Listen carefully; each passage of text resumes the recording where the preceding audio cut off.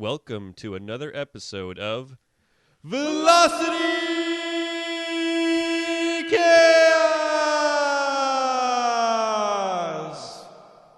Hello and welcome. This is the March 14th, 2017 episode of Velocity Chaos Podcast.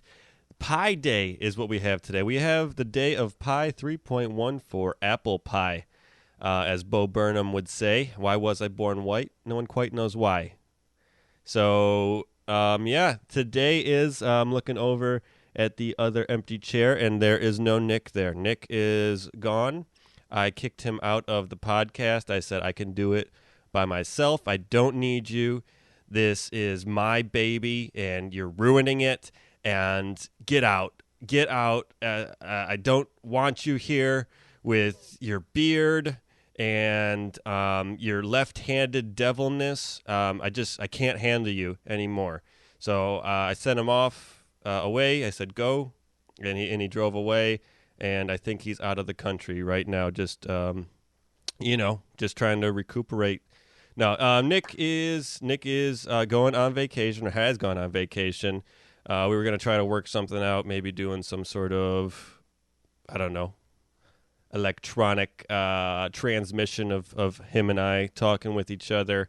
But he's on vacation. I said, don't worry about it. We'll figure it out. I'll just rant for a little bit, and we'll go from there. I mean, it is what it is. If we have to, we'll send out. We do got a couple in reserve.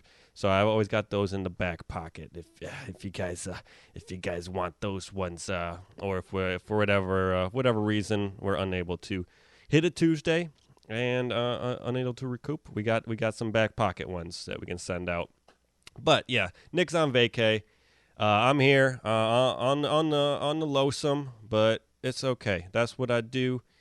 As my parents would have recently pointed out, they've heard me talk more on this podcast than they have over the last 27 years. So I guess this is a little bit of them to get to know me a little better, because I am an introvert, as they would describe this personality type. It's like INFJs, I don't know what the STP something. There's like 4 letters that you can figure out with one of those tests. Whatever those tests are called, the Kilroy tests, I don't know. But, so, yeah. So you guys get to know me a little bit better here, and we'll go from there. But, so, today being Pi Day, 3.14 on the calendar, marks the radius of the circle of 1 and times pi r squared, getting the area of that circle, bringing everything full circle in life as we're on this round rock rolling around the round elliptical sun. I couldn't think of another R on that one there. So I hope you had your pie today. I got a nice apple pie, a peach cobbler, a lemon meringue. Ladies, giving the pie, Mom, don't listen to that. You got some peach pie. I said peach cobbler already. What do you got? Cherry pie. And, get a nice slice. Get a nice slice in there for your pie day. I did not have a pie day. I don't eat too many sweets. I'll indulge on, cookies every now and then. People are selling Girl Scout cookies now. I still got Girl Scout cookies from last year. I got some, not tag-alongs. Yeah, tag-alongs. Still got some tag-alongs in the freezer. The, the peanut butter and the chocolates. And I think they got some sort of delicious cookie crisp in there. But it's some good tagging along in that. Oh, know what I did try, though? I tried the s'mores. Someone at work got the s'mores. They were very generous to allow me to give it a whirl. Really, try that s'more. Know what it tastes like? Honestly, if you're curious what the s'more cookie tastes like from the Girl Scouts, and you don't want to spend that $5 for a box of cookies, is get yourself one of the Keebler whatchamacallit, Keebler Elf cookies, where they got the elf and then the chocolate layer and then the other elf on the other end. It's like the ass of the elf. And if you put that, and probably I'd say if you put some marshmallow fluff on that, just like a nice fine layer, butter knife it nice and smooth, and get one of that commercial S's ingrained onto the top. I think that would probably be very accurate to the taste of those marshmallow, or not from the s'more cookies from the Girl Scouts. So I don't know how much marshmallow fluff runs. I've never purchased it. I guess that's just straight sugar. But yeah, fudge striped shortbread cookies, not the same thing, but I do enjoy that cookie. Thin Mints, I think as a kid I used to enjoy Thin Mints, but as I got older, chocolate and mint just does not mix. You eat some chocolate, brush your teeth. It's just like, it's almost, to me, it's almost nearing the scale of orange juice and brushing your teeth. But, you know, you gotta, everyone's got their own thing. Some people I do like the crisp sound of the little mint patties, peppermint patties. Whatever. I try to do a beard rub on the microphone right there. So, I mean, speaking of, I guess, putting fluff on a cookie, would that be considered, as I look over to Nick, would that be considered a condiment of sorts if you're using marshmallow fluff in that manner? I would have to list that on the condiments chart. But I guess if you list that on the condiments tally, then I guess then you'd have to say that, like peanut butter, if you're putting peanut butter on celery, that's considered a condiment. If you're slathering some mayo on something, which I don't, that's got to be a condiment. Which I think mayo probably would be considered a condiment, because you could easily just wrap that up with your mustards, your ketchups, your relishes, stuff that goes on burgers. I would list those in a pie chart, probably, or a Venn diagram, a pie Venn diagram, stuff put on hamburgers. Is a condiment. What if you have like a dessert hamburger? Yeah, you got like a waffle base, and some sort of maybe a chocolate chip pancake patty with some maple syrup.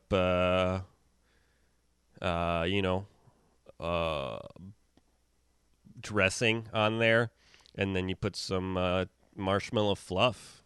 You just have your way with it. Don't let anyone tell you what you can and can't put on, what kind of condiments you can put on your new dessert burger, breakfast dessert burger, because it's yours. You can put sprinkles on there if you want. You can put some caramel sauce.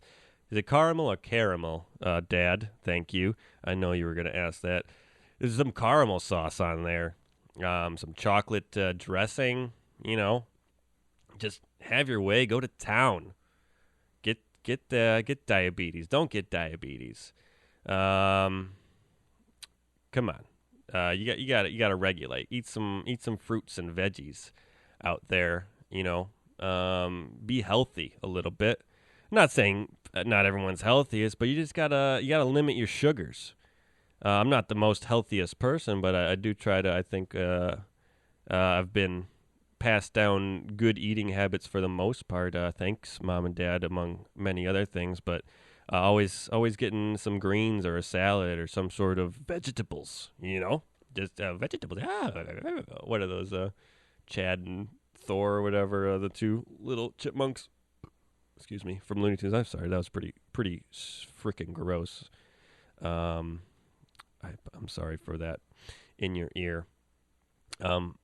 Anyways, you gotta eat healthy. You gotta have your 8 ounces of water a day. Just sip on that. No, not 8 ounces. 8 glasses of 8-ounce water. So what is that? 64 ounces. Your gallon. 30. Give me 32. Get me 32. Wait, 64. Is that 64? It's half a gallon. 128's the full gallon. Yeah. Scratch that. Get that 64. Get me 64. 64 ounces of water in your day. Get some distillata in there. I'm not plugging. It's just the first one that came to mind, sitting right in front of my face. Would that? I guess with the name, distillata, is that considered one of the more fancy waters that you? Is that like a higher end water? This distillata was gathered in the springs of Minnesota, and it was stored at spring temperature to maintain the naturalness of the flavors of the minerals in the water. So you're getting that straight off of the waterfall taste, and you can taste it in every sip. Honestly, not like your Aquafinas or your Deja Blues, which I call those the gimmick waters myself. But yeah, distillata. You have your Avion. Now, what if there are? I bet there are water snobs. I did see someone doing some tests on water recently. She had like 20 waters lined up from the store and did some pH balance testing, and it looked kind of cool. I mean, there was like colors going on of yellow and green and blue, and I was like, oh, that's kind of neat. But I didn't look into it any further. Maybe you guys want to research. I forgot which waters were better to have and which waters may have been acidic. But yeah, I guess some of these packaging companies they're throwing a little pepper in there. Don't do that. Okay, I won't do that. Okay, good. So I mean, going along with the health, I mean, everything that comes in, it's got to go out, and when you're when you live that unhealthy lifestyle, sometimes you just might feel helpless. But to me, you don't know the meaning of helpless until you wake up in the middle of the night and you step into the bathroom and you're starting to take a pee. And while you're peeing, you just get this intense chill shiver, and you're just, and you start spraying everywhere. And now you got a mess on your hands. That, my friends, that is helpless. 'Cause you can't control that. You don't know what to do. Now, what do you disinfect? Do you leave it? Do you let it? Yeah, you just save that for cleaning day. You don't know. Now, you're tired. You just want to go to sleep. You hope it didn't happen. That's just the way it is. That's the down low of being helpless. So going on off of that bathroom rant, I did write a poem. A poem. I call it "The Painter." So "The Painter" is a poem I wrote a long time ago, actually. At least 8 years. At least 8 years. I started a little pocket notebook called the Brainstorm Book, and I'm on volume 5 right now. And it's just your little composition book, 60 sheets of stuff. And, they're 4.5 by 3.5 inches, or 3.25 inches, excuse me. So I just write down everything in there till about filled at least like 45 pages in each one. Movie ideas, jokes, poems, song ideas, random thoughts, anything that can become something any day. So here is the poem called "The Painter." My butt is a brown crayon. The white easel is carried by my hand. I wipe and I wipe. I wipe and I wipe. My butt is a red crayon. Thank you very much. So that you got to go through the process of after I poop, and the things that happen in the artist's world of getting different colors on the easel there, and honestly, how much do I have to wipe? I feel like I have a good diet where I have the fibers, but man, I could be done in the bathroom in honestly probably 3 to 4 minutes if it didn't take so long to wipe. You know, I don't get it. Do I have to? And this is a question to all you out there. Do I have to get my ass waxed or something? I don't feel like it's safe to take a razor down there. That's like, what? I don't want a paper cut on the ass cheek, inner ass cheek paper cut. I guess that could be another band name. No, that's inner ass cheek paper cut. That's a good one. Or just inner ass cheek. But honestly, is that something? Is that a diet thing? If you're a doctor, let me know. Do I gotta fix my diet? Do I take more fiber, less fiber?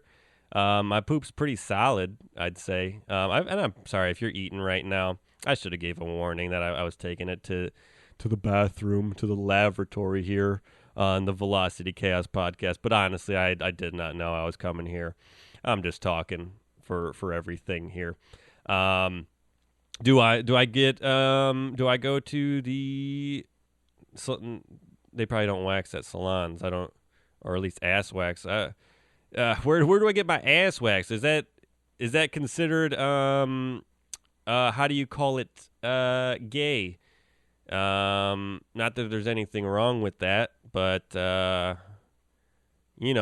I'm just trying to have a clean wipe, and I mean, it is what it is. I couldn't even imagine it. Jesus.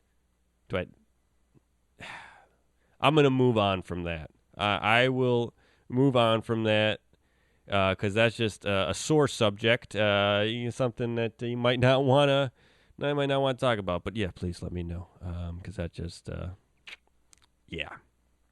to get that taken care of. So, this is I watched Alaskan Bush People. The Alaskan Bush People. Speaking of, where do they take dumps and what do they wipe? Do they take aqua shits? Just go in the river and just let it flow down the road of the river, down the way, and you got like a bear fishing in the river and gets a piece of poop stuck to his fur. That's a terrible bear noise. Yeah. So. Yeah, strongly not considering going to live in the bush because I like being warm. I'm not against the cold every now and then, but I'll save my nature experiences to just a day in the woods or maybe even going camping, which I've actually never gone camping. How does that even work? I guess I understand how it works, but do others people's hairs get as greasy as my hair? Because like by the end of the day, as soon as I go to sleep and when I wake up, my hair is just greasy. I guess I have overactive grease glands on the hair, but yeah, I can't go a day without showering unless I got to go the no poo and wait like 3-4 weeks until my hair is just naturally sheened up. And sorry for that sniffles. I hate that. So I should not do that to you. I should move my head away and then do that, like, so that you probably may have not even heard that one. Well, we'll read that on the playback. But yeah, the Bush People, it was okay. It's okay. I think it's definitely interesting to see how those people live, and then they go on and, do their stuff. They barter. I think bartering is honestly really cool. Giving people fish for DVDs on one of the episodes, getting the DVDs, trading those DVDs for wood, trading that wood for something else, and like windows or something, because windows are a hot commodity in the bush. Oh, I got something in my throat. Give me a sec. Ooh, a little tickle in the throat there, but I am back. Sorry about that. So bush people doing the bartering system, and I think that's probably really neat that you don't need money. But the question I have is, how do they're buying these plots of land, how do they get the money for that? Do they get enough fish or get enough firewood to get money, and then they buy these plots of land? What goes on? How do they get currency, and do they do jobs for people? Is that what they do? Odds and ends, because I mean they're crafty. They're definitely craftsmen. They can catch, they can hunt, they can build. And I don't think they're stupid. They got to be pretty smart to be able to survive and create what they're creating out there. So many props to anyone that's living in the wilderness, basically living off the land. I admire that. Possibly one day, maybe in the future, create a little hobbit hole for myself and future lady, and our family, have a nice garden, and we just live in the earth, and love the world. Not to sound hippie like, but maybe we just get a nice little shark community, yeah. And have a good time, everyone. So, but then when it snows, it's like, what do you do in the snow? It's got to be so dang cold if you don't have a heater. I guess you got firewood. I guess you burn stuff. Yeah, stuff gets burned. Trees keep dying, keep falling. Speaking of snow, every time I see snow out of the window, it reminds me of the opening to Wonderboy. Tenacious D song, music video, awesome. High above the mucky muck, castle made of clouds, there sits Wonderboy, sitting oh so proudly. Not much to say when you're high above the mucky muck. Yeah, yeah, yeah. Wonderboy, what is the secret of your powers? Wonderboy, won't you take me far away from the mucky man? So yeah, Wonderboy, give it a listen if you haven't listened to it in a while or haven't listened to it before. It's probably one of my favorite Tenacious D songs. I guess one of the more melodic, balladic songs. It's pretty awesome. You'll know what I mean when you see the music intro. If you do ever want to watch it, it's just a snowy intro with clouds and things running amok. And by things, I mean snowflakes doing said things of running, but I mean flying. So, anyways, yeah. Have you? Oh, so I'm on. I work on the phones at a specific place, taking calls, and every now and then you get the person that calls in thinking that they're better than everyone, and they throw you the line, "I'm not stupid, blah blah blah, if blah blah blah," and then "I'm smarter. I know I'm smarter than everyone there, blah blah blah. I have a degree in this and this. I'm not stupid." And I feel like this is me. I feel like the people that constantly need to reassure people that they're not stupid are the stupid people in the world. And I don't like calling people stupid. I mean, sure, people do dumb stuff here and there, and sure, some people are a little below average on the IQ scale. But if you have to constantly assure people that you're not stupid, I think there's some reason to believe that you are. Just like people that say, "Hey, listen, I'm only human." Those are people that you gotta think, "Oof, that might be an alien. Keep my eye out for this guy, because he keeps saying I'm only human." And then he looks around every time he says it. But me, on the contrary, of not telling people I'm an idiot. So I don't tell people I'm not stupid.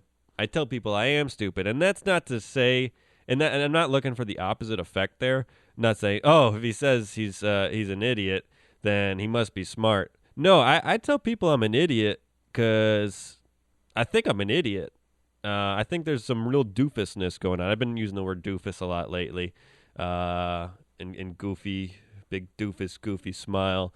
So yeah, no. When I say that I'm a doofus, I mean it. Yeah, I'm sure I might be clever at times, but no, overall, no. You're getting what you see there. So, and I mean that's just the way it is. But I guess a word to the people, and I guess that's how I see people. If you're saying I'm not stupid, blah blah blah, and you're listening to this, maybe you don't want to say that so much. Let your actions speak louder than you telling people. It's like you don't want to tell people; you want to show people. You want to show people. I show people I'm an idiot. So I guess that's why. Yeah, that's why I would say that there. Yes, because of that. So, speaking of being a doofus, I apologize for the sniffles. It's cold out. I'm getting over a cold currently, and I just got this like one nostril that keeps filling up with snot. I probably should have blown it prior to this, but you know that's in the past now. We're here in the now, and speaking of the now. And this is another question, so this is going to be hopefully interactive. Get some feedback on this one. What do you keep your house at as far as temperature in the winter? I know last year, first time on my own, I was only, I guess I came in December. It was a mild December from what I remember. T-shirt, whatnot. January, February wasn't so bad. Actually, February was really nice. But I had it like 75. I thought that was kind of too warm, so I dropped it down. So when I'm out of the house, I have it at 60. I got it on some auto timer, 60, and then when I'm in the house, I have it at 68. And I mean, I can handle that kind of for the most part. Sometimes I'll crank it up to 70, and I'm saying crank it up. I don't know what the parameters what's considered cranked, what's below crankage level. It just I don't know who I'm trying to please. I guess I should just please myself here since I'm by myself. But then again, you don't want to have a super high gas bill, so that's why I try to keep it lower, save as much money as I can on that one. But yeah, if you got a good idea of what to keep the house at, like I said, I keep it at 68 when I'm out up in a atom, 60 when I'm gone, and I think I have it at 63 when I'm sleeping or something. Maybe even 60. I don't know. I got blankets. Why not? It gets hot in the beds. Just it's like a greenhouse in there with the sheets and just retains everything. So. You never know, but if you want to, I don't want to put it too high. 'Cause if you put it too high, then I feel like I'm an entitled prick or something, and it's just too like, oh, look at this guy, he can keep his house at 78, 84 degrees, and yeah, we can see the steam coming out of his house. So no, I guess it's unless 68's good. I mean, it's good for me. I feel like 68's a good temperature. Speaking of temperature, a real long time ago, me and my brother, Nick, aptly named also Nick. I know a lot of Nicks, but I wasn't able to drive at the time. We were getting gas, and he was wondering if he should get a car wash, and we went to like an attendant served gas station, and so he rolls down the window. He's like, "Do you guys have a temperature gauge?" And I'm like, "Wait, what?" The guy's like, "What, thermometer?" It's like, "Oh yeah, thermometer." I guess you had to be there, but no. Every time I think of any kind of gauge, I think of that moment that I share with my brother. That and A-bomb. A-bomb was me getting a kickball thrown at the side of my face, which was priceless. So, yeah, going on here. What else do we have? I thought of something. I thought of a question today. What? And I didn't come up with the answer. Actually, I came up with the answer before I asked the question. Going back in time, if you could go back in time, what profession would you choose to do? So thinking, and I actually got this. I've thought about this a lot here and there. What I would do is I would go back and I would start investing in property in the city, mainly next to sports facilities and other establishments, because parking lot attendants, they got to make bank. I'm telling you, $20 events, $50 event parking, $100 event parking for World Series or other sports and exciting sports games. Parking lot attendants, that's the way to go. If you can get a parking lot and then charge people 20 a pop, you're golden. I don't know what kind of liabilities are in that. And you just put up a sign like, not responsible for anything that happens to your vehicle while it is in our lot. And then, bam, you're covered. Something happens. Hey, there's a sign right there. States pretty clearly we are not responsible. You leaving your car here, taking this ticket with that same information means that you agreed to the guidelines that we have laid out for you here. So, parking lot attendant. If there are any parking lot attendants, they're probably gonna be like, "No, do not become a parking lot attendant." He's lying because they're rolling the dough. They got to be, unless, no, they gotta be. Think $20, $20 a head. You can fit, say you can fit 60 cars in. 20 times 60, that's 1,200. That's $1,200 for the night. Bam. One night. That's a Friday. That's a Thursday. No, Tuesday night. You just made $1,200 on a Tuesday. Maybe you got two people. $600 on a Tuesday. Bruh. That's pretty sweet. That is pretty sweet. Which then, normally we like to come with movies on the spot, but I thought of this movie a while ago. I've always wanted to make it since I thought about it, which was like a year ago. So let me set the scene. You have the opening scene, an Uber driver coming to pick someone up. Oh, hi, I'm Steve, your Uber driver. It looks like we're heading here to the Cracker Barrel. Ooh, you gonna get some peanuts? Get some peanuts over there and hop on in. So the shadowy figure hops on in the car and they start driving. Oh, you got a name? My name's Steve. Like it said on the app. And I see your name is, and then you kind of see that rope wire, whatever, come around. Steve getting strangled, and so he's struggling. They're drives off the road. Steve ends up stone, and then the guy gets out of the car, leaves, blah blah blah. So I don't know how to build a story off of that, but I draw you in and don't know how to let you go.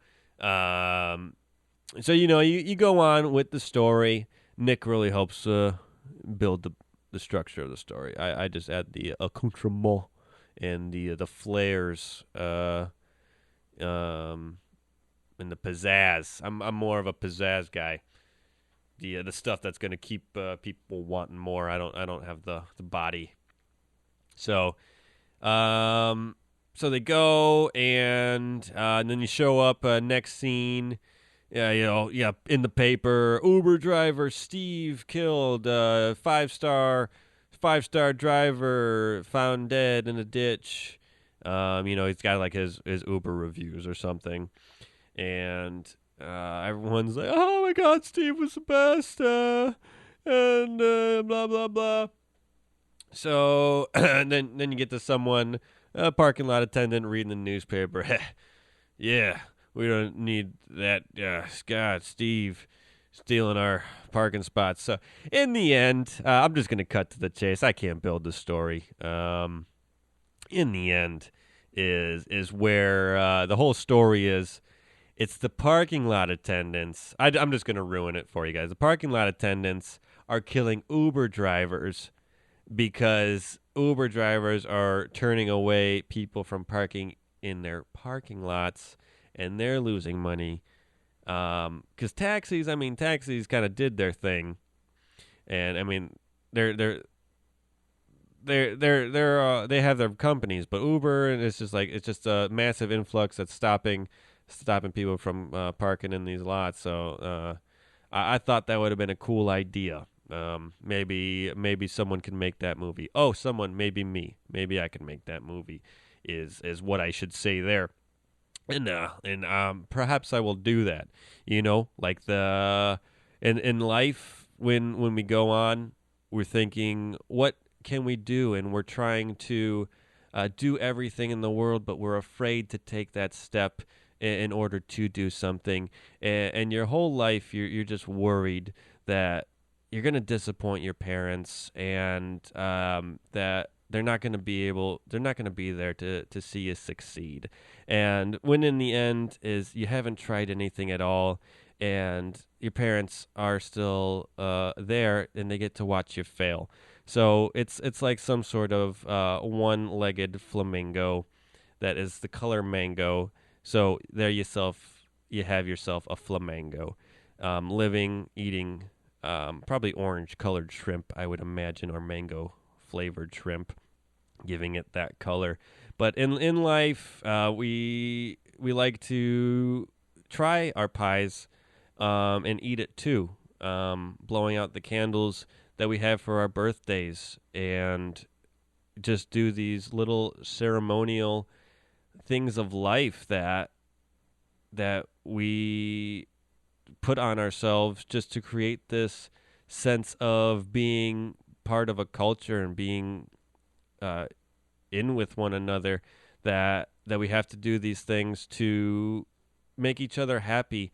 But when in ourself is just caring, giving maybe that little phone call, maybe just saying hi, or how you doing is enough. Just to, I was thinking of you, it can be enough to make someone say, wow, there are people that care in the world.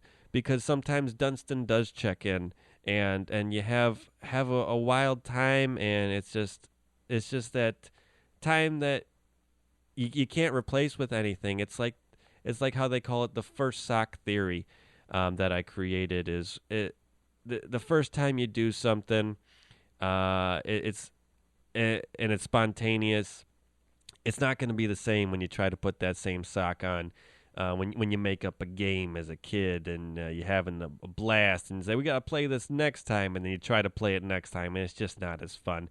It was the spontaneity. It was the parameters of the situation that you're living your life by the seams at that time. And you got to go with life as it comes at you. Do what you can.